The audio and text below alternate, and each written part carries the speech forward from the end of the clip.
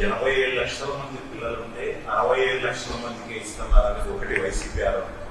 ప్రధానంగా 13,000 ఇస్తుంది, 2,000 లోకేష్ గారు తీసుకుంటున్నారని వైసీపీ క్వశ్చన్ చేస్తున్నాం.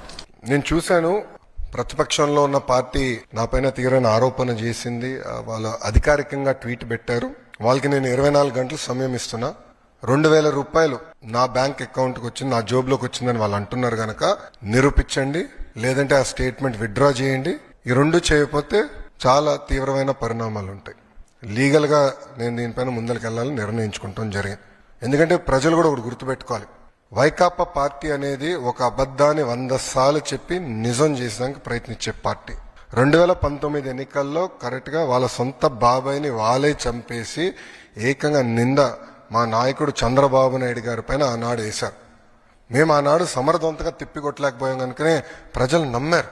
కానీ ఇప్పుడు చూడండి, చెల్లెలు చెప్తున్నారు ఏం జరిగిందో. సో అలా అబద్ధాలు చెప్పి ప్రజలు నమ్మించడానికి ప్రయత్నిస్తున్నారు. ఈ 2,000 రూపాయలు నేను ఆ ట్వీట్ ని నేను చదివాను, ఆ 2,000 రూపాయలు నా జోబుకి వచ్చిందన్నారు. వాళ్ళు నిరూపించాలి, లేదంటే ఆ స్టేట్మెంట్ వెనక్కి తీసుకోవాలి, లేదంటే to the fullest extent of the law I will take action against them.